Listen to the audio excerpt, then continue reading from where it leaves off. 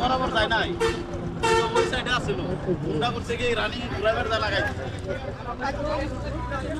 তো বাগনা সাভারে থাকে রেমন্ডের ওনার কমিউনিটি রেমন্ডের ভাই রেমন্ডের কর্মচারী I don't ever slow up, no I don't take shit. I got no love for the fakeness. If you wanna play tough and wanna hate this, I'll always show up. I don't ever slow up, no I don't take shit. I got no love for the fakeness. If you wanna play tough and wanna hate this, I'll always show up.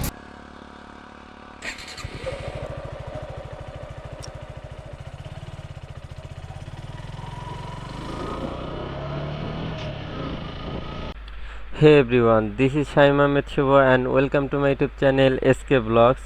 I hope guys আপনারা সকলেই ভালো আছেন এবং আমরাও ভালো আছি। তো guys long tour করতে করতে কিন্তু অলরেডি একটা লং ট্যুরের উদ্দেশ্যে বেরিয়ে পড়ছি বাসা থেকে। তো এখন ফরিদপুর থেকে সোজা ঢাকার উদ্দেশ্যে বেরিয়ে পড়লাম। বাট এই ট্যুরে কিন্তু কয়েকটা স্পেশাল ব্যাপার আছে, মানে ফার্স্ট স্পেশাল ব্যাপার হচ্ছে যে আমরা কিন্তু ফার্স্ট টাইম বাইক নিয়ে ঢাকা যাইতেছি। আগে পরও বাসে করে ঢাকা অনেকবার গেছি, বাট আসবার আমি এই ফার্স্ট টাইম বাইক নিয়ে ঢাকার উদ্দেশ্যে বেরিয়ে পড়লাম। আর দ্বিতীয়ত হচ্ছে ভিডিও কোয়ালিটি দেখে কিন্তু আপনারা কিছু আন্দাজ করতে পারতেছেন যে হয়তো কিছু বেটার কিছু দিয়ে আর কি ভিডিও করা হইতেছে। জি, তো ফার্স্ট টাইম গোপ্রো হিরো 12 দিয়ে আমার চ্যানেলের ভিডিও শ্যুট করতেছি। তো এখন আপনারা যে ফুটেজগুলো দেখতেছেন এগুলো সব কিন্তু গোপ্রো হিরো 12 দিয়ে করা হইতেছে।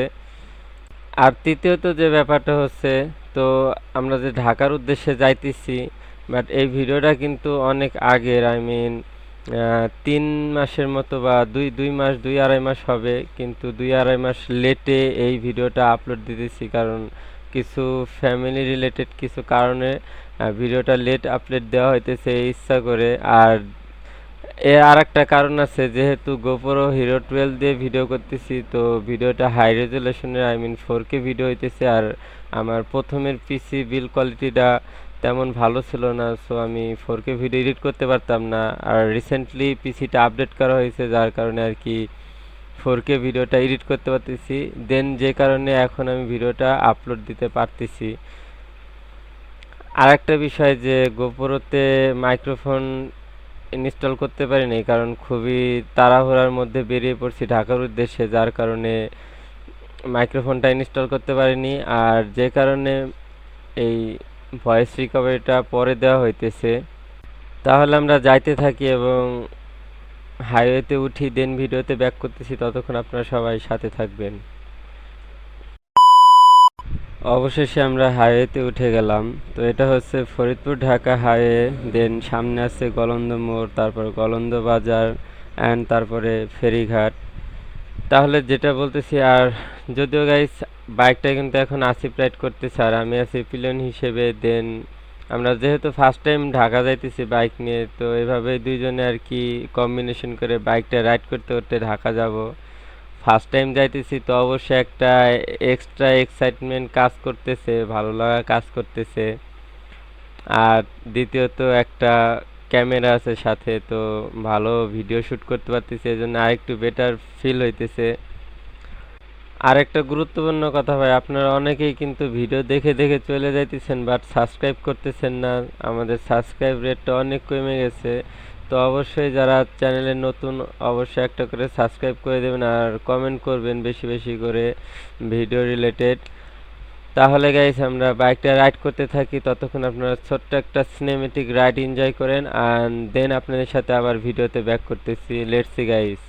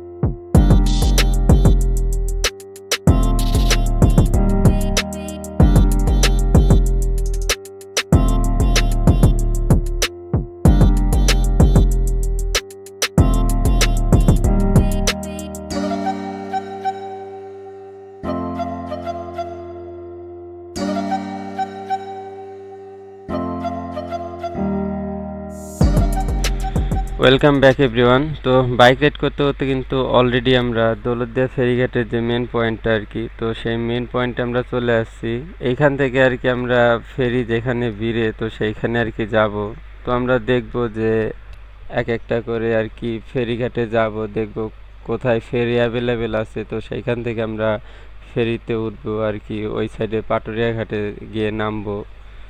তাহলে আগে আমরা ঘাটের দিকে যাই, দেখি কত নম্বর ঘাটে আর কি ফেরি পাই। তো চালু চালু ফেরিতে উঠতে হবে, কারণ একটু তাড়াহুড়া দিয়ে আমরা আসছি আর কি। আমরা বেরোইছি অলমোস্ট দুপুর 3টার দিকে। তো আমাদের চালু চালু আর কি ঢাকা গিয়ে পৌঁছাতে হবে। তো একটা জরুরি কাজের জন্য আর কি আমরা ঢাকার উদ্দেশ্যে বেরোইছি। বাট গাড়ির যে টাইমটা, গাড়ির টাইমে কেউ ফলো করবেন না, কারণ গাড়ির টাইমটা অ্যাডজাস্ট করা না, এলোমেলো আছে, তাই আর কি শিওর বলতে পারলাম না।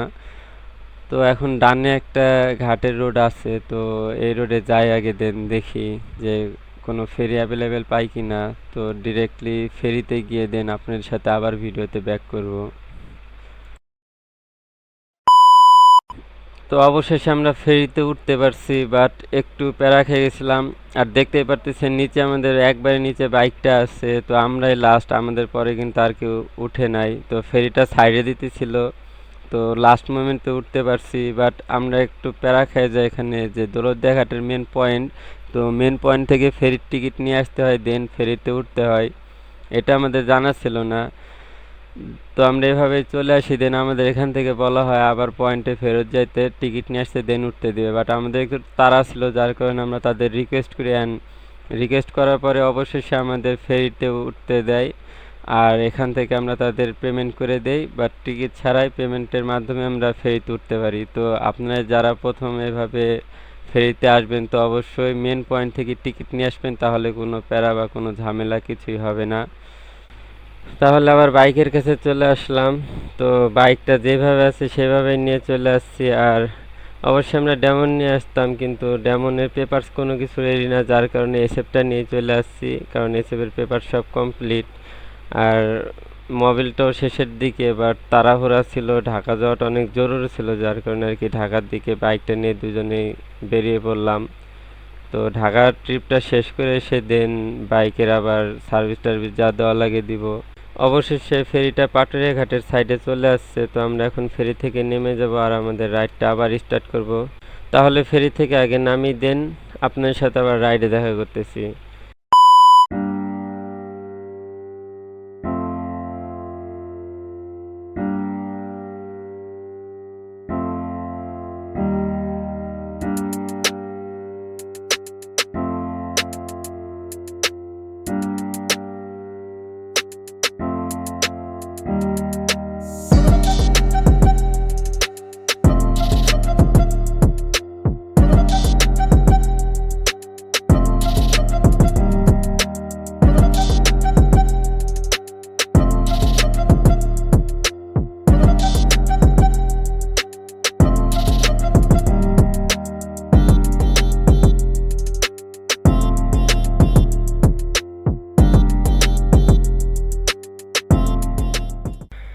তাহলে এখন যেখানে আছি এই মোড় থেকে আর কি মেনলি ঢাকার দিকটা শুরু হয়। তো এখান থেকে বাম দিকে যে রোডটা গেছে এটা হচ্ছে আরিচা ঘাটের দিকে, আর ডান দিকে আমরা যে দিক দিয়ে যাইতেছি এটা ডিরেক্টলি ঢাকার দিকে চলে গেছে।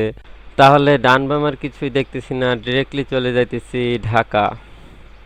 তাহলে এখন একটা বিষয় আপনাদের সাথে শেয়ার করি। তো ফার্স্ট অফ অল আর কি লুকিং গ্লাসটা খুলে নিলাম, কারণ যেহেতু হাইওয়ে, তো পিছন সাইডটা দেখতে হয়, যখন তখন পিছন দিয়ে বাস চলে আসে, একটা সেফটির জন্য এটা থাকতে হবে। আর দ্বিতীয়ত যেটা বলতেছিলাম যে ভিউ অ্যাঙ্গেলটা একটু নিচা নিচে আসতেছে, কারণ আমরা ক্যামেরার সাথে এক্সট্রা কোনো ক্লাম ইউজ করি নেই। তো ওইভাবে আর কি ক্যামেরা লাগাই নিয়ে চলে আসছে, যার কারণে আর কি একটু ভিউটা নিচের দিকে আসতেছে। যাই হোক, আর একটা বিষয়, তো ঢাকা কোথায় যাইতেছি আমরা? ঢাকা মিরপুর 1-এ যাইতেছি। মিরপুর 1-এ হচ্ছে আমার খালার বাসা।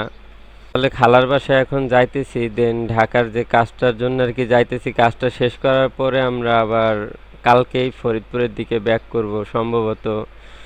আর মেনলি এই জায়গায় একটা কাহিনী হয়ে যায়। কাহিনীটা হচ্ছিল কি, আরে ভাই, আমাদের বাংলাদেশের যে ট্রাফিকের সিস্টেমটা, এটা একমাত্র মানে প্রচুর খারাপ লাগে, কারণ দেখেন দুই সাইডে দুইটা তিনটা লেন থাকার পরও আমাদের লেন দিয়ে উল্টা পাশ দিয়ে গাড়ি চলে আসতেছে, এইগুলো একটা বিরক্তিকর বিষয়। যাই হোক, ওই কথা বাদ দিই। তো যেটা বলতেছিলাম আর কি, তো যখন আমরা আসতেছিলাম, তো আসার সময় ফেরি থেকে একটা লাইভে আসি ফেসবুকে, আমার ফেসবুক যে পেজটা আছে এসকে ব্লগস, ওইটা আর কি লাইভে আসি। তো লাইভে তো আমাদের কিছু রিলেটিভ ভাই ব্রাদার আর কি দেখে। তো আমাদের একটা ভাগ্নে আছে, সে সাভারে থাকে আর কি, সাভারের রেমন্ড শপে জব করতেছে। তো ওইখান থেকেও আর কি লাইভটা দেখার পর থেকে আমাদের কন্টিনিউ কল করতেছে আর বলতেছে, মামা কোন পর্যন্ত আসছো, কোন পর্যন্ত আসছো। তো ও সাভারে আর কি আমাদের জন্য ওয়েট করতেছে। তো আমরাও ফার্স্ট টাইম আর কি বাইকে যাইতেছি, আমরা আর কি ওরে বলছি যে আমরা ওর সাথে মিট করে দেন, তারপরে যাব ঢাকায়। তো মিরপুরের আগেই সাভার যেহেতু পেঁচে যায়, তো সাভারে আগে ওর সাথে দেখা করব, দেন সাভার থেকে সোজা আমাদের গন্তব্যে আর কি আমার খালার বাসায় চলে যাব। তো এখন রাইডটা করতে থাকি, আর দেন আপনাদের সাথে কিছুক্ষণ পর পর কন্টিনিউ করব ভিডিওতে, কারণ ফুল রাইড তো দেখানো সম্ভব না। ফুল রাইড দেখাইতে গেলে ভিডিওটা অনেক বড় হয়ে যাবে। আর হ্যাঁ, যারা চ্যানেলে নতুন তারা অবশ্যই সাবস্ক্রাইব করে দেবেন, আর আশা করি ভিডিওটা অনেক অনেক এনজয় করতেছেন আপনারা।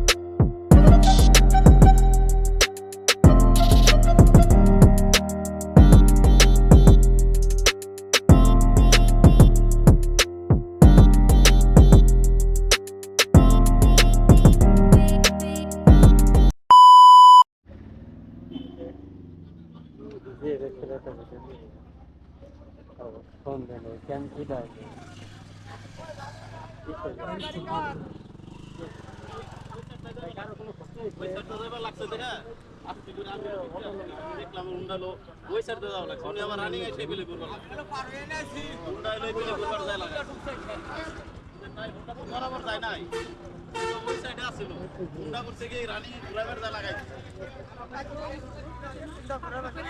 হুন্ডা ওই দিক দিয়ে ঘুরাইবার প্রশ্ন ইয়ের না আমি বাইরে যা দেখলাম যে হুন্ডা ওই সাইডে যাইতাম রানিং এসে করছে কি হুন্ডা এদিক দিয়ে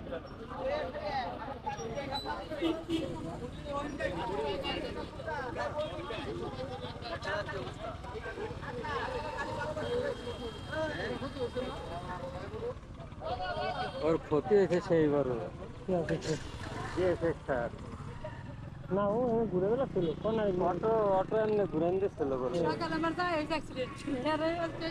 অটোওয়ালা, মানে অটো দিয়ে ঘুরে বেড়াচ্ছিল না, অটো তো এমনি করে ঘুরেন দিচ্ছে, জিএসএক্স রানিং ছিল, জিএসএক্স রানিং ছিল, দিছে একবারে বসান দিয়ে।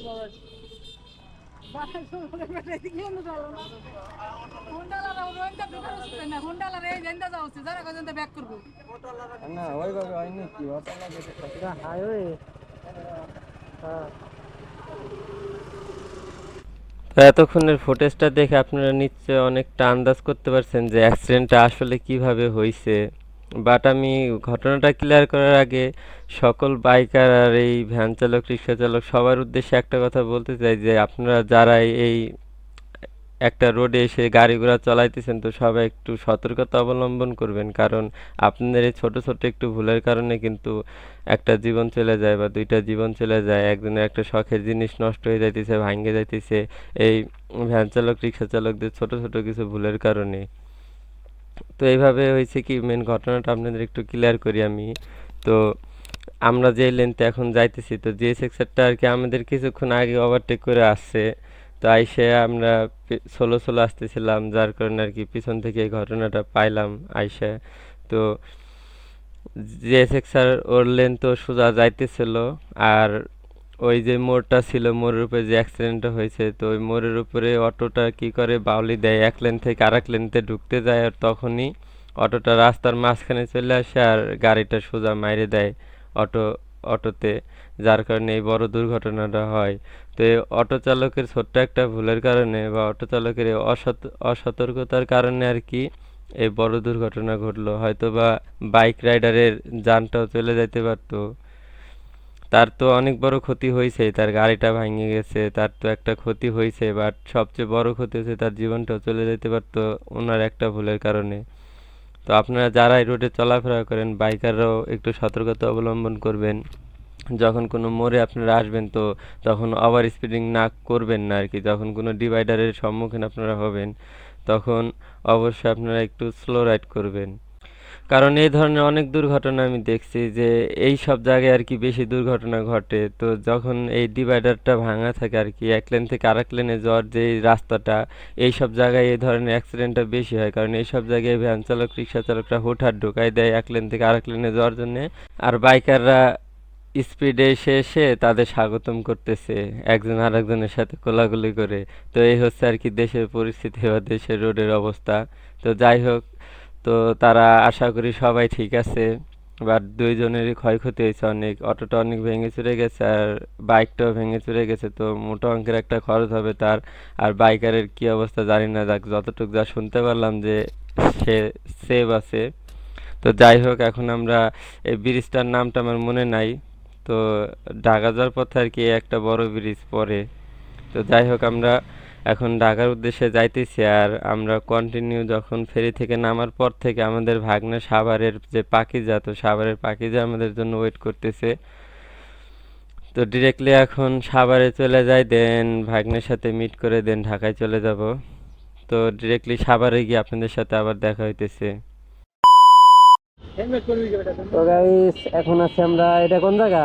এটা হচ্ছে সাভার, সাভার পাখিজা না? সাভার পাখিজা। তো এই যে আমাদের ভাগনা, তো ভাগনা সাভারে থাকে, রেমন্ডের ওনার কমিউনিটি, রেমন্ডের ভাই, রেমন্ডের কর্মচারী। তো ভাগ্নের সাথে দেখা করলাম, এই যে কবে থেকে খাইলাম, আড্ডা দিলাম। তো এখন আমরা বাইরে যাবো। ভাগ্না কোথায় যাবো? নাকি অবশ্যই তুমি আসো, শোরুমে গেলে মামা খুব খুশি হইতাম। নেক্সট টাইম মামা আবার আসতো আচ্ছা।